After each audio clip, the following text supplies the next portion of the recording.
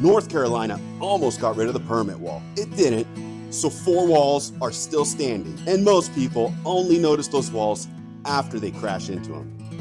North Carolina is not a constitutional carry state. The state generally allows a lawful adult who is at least 18 to carry a handgun openly without a permit, but carrying the handgun concealed is different. For an ordinary civilian away from their own premises, carrying a concealed handgun requires a valid North Carolina concealed handgun permit, or a valid permit issued by another state. To get a CHP, you generally need to be at least 21, meet the eligibility requirements, and complete an approved firearms safety and training course. The permit normally lasts 5 years. North Carolina nearly passed permitless carry in 2025, but the House has not completed the veto override, so as of this recording, a permit is still required. And the permit matters beyond concealed carry. An out-of-state permit North Carolina recognizes may still fail you under the federal school zone rule. While a North Carolina permit may let a dealer skip NICS, we'll cover the school zone trap first and the gun counter advantage later. Now, one more baseline point. North Carolina has no statewide magazine capacity limit or general state ban on commonly owned semi-automatic rifles, often labeled assault weapons. With the permit wall behind us, we slam into wall number 2, location. Start with school drop-off. North Carolina generally restricts firearms on public and private K-12 college and university property. Without a permit, even an unloaded gun locked in the vehicle is generally illegal. With a valid permit, you may keep a handgun in a closed compartment inside a locked vehicle or concealed on you while you remain inside. Step out armed, and the exception generally ends. Federal law also creates a 1,000-foot zone around K-12 schools. A North Carolina permit qualifies for the federal exception. A recognized out-of-state permit does not. Without another exception, the firearm must be unloaded and locked in a container or rack while traveling through the zone. Since 2025, authorized private school employees and volunteers may carry with a permit, extra annual training, and school procedures. Permit holders may also carry at qualifying school church properties outside school hours or inside the worship building during service, even during school hours unless posted. Next, we stop by a government building. Permits do not cover state or federal offices, courts, law enforcement or correctional facilities, the Capitol, or governor's residence. In state government parking areas, a valid North Carolina or recognized out-of-state permit generally allows a handgun in a closed compartment or container inside a locked vehicle. A CHP generally covers concealed carry at parades and funeral processions unless posted. Picket lines and demonstrations require a separate local permit. Then there's private property. Churches, medical facilities, and private homes are not automatically off limits, but the property owner can prohibit firearms or ask you to leave. Then comes lunch at a sports bar. No permit means no carry where alcohol is sold and consumed. With a permit, you may carry unless posted, but not concealed while drinking or with alcohol in your system. After lunch, the post office. Federal postal property is a major trap. You generally cannot even store the firearm in a vehicle in the parking lot. And last stop of the day, the airport. For flying, a firearm must be unloaded, declared at the ticket counter, and packed in a checked baggage inside a locked, hard-sided container. Ammunition must be in its original packaging or a container designed for it. Neither belongs in a carry-on at a TSA checkpoint. For curbside pickup, stay outside and keep the gun secured in the vehicle. The location wall follows you into the vehicle, and where the handgun sits can change the answer.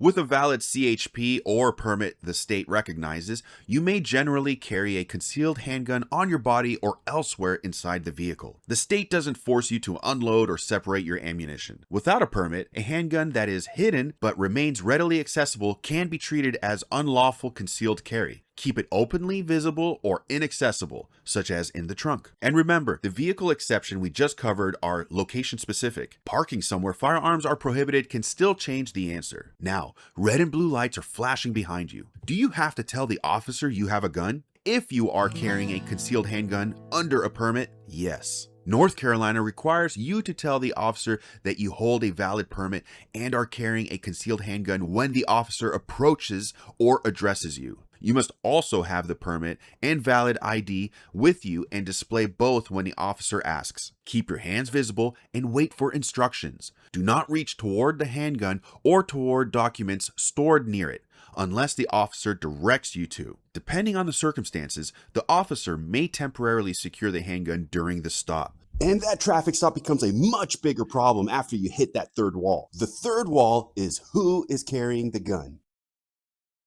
If you are prohibited from possessing a firearm, none of the permit, location, or vehicle rules matter. North Carolina generally bars anyone convicted of a felony from buying, owning, possessing, or controlling a firearm unless their rights have been restored or another exemption applies. For a qualifying North Carolina conviction, a resident with only one nonviolent felony may petition for restoration after their citizenship rights have been restored for at least 20 years. Restoration is not automatic. Being allowed to possess a firearm does not automatically mean you qualify for a concealed handgun permit. Certain violent misdemeanors, disqualifying charges while the person is out on bond, and an impaired driving conviction within the previous 3 years can block the permit, even when firearm possession remains lawful. A domestic violence protective order can require surrender of firearms, ammunition, and concealed handgun permits, and prohibits possession, purchase, or receipt while the order remains active. Federal law adds its own list. That includes people convicted of qualifying crimes punishable by more than 1 year, fugitives, certain unlawful drug users or addicts, qualifying mental health adjudications or commitments,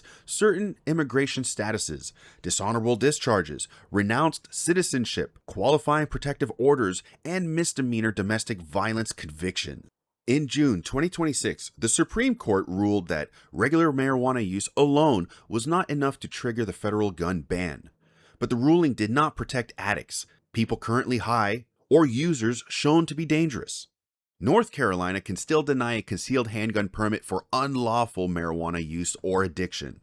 And if none of that applies to you, there's still one wall left: the gun counter.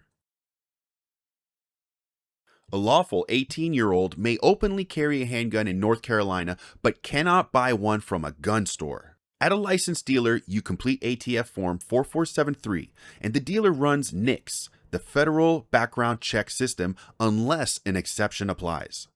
You'll get one of 3 answers: proceed, delayed, or denied. At a licensed dealer, the minimum age is generally 21 for handguns, ammunition intended for handguns, frames, receivers, and any firearm that is not legally a rifle or shotgun. North Carolina has no statewide waiting period, but a NICS delay can still stop the transfer, and a delay does not always end with a final answer. After 3 business days without a denial, federal law may allow the dealer to proceed, although the dealer may keep waiting. For a buyer under 21, NICS can extend the review to 10 business days if it finds cause to investigate a potentially disqualifying juvenile record. A valid North Carolina CHP qualifies as a NICS alternative, but the dealer does not have to accept it and may still run the check. Now, for a private sale between 2 North Carolina residents, state law requires no purchase permit, dealer transfer, or background check. A lawful 18 to 20-year-old may generally acquire a handgun this way, but the seller cannot transfer a firearm to someone they know or reasonably believe cannot legally receive or possess it. If the buyer and seller live in different states, the transfer generally must go through a licensed dealer. For a handgun, that dealer generally must be in the buyer's home state. A genuine gift can be lawful, but interstate rules still apply. If the recipient gives or offers anything of value and you claim to be the buyer on Form 4473, it is a straw purchase. Now you'll clear all 4 legal walls and still leave the gun at home. The law decides whether you can carry. Your gear decides whether you actually will.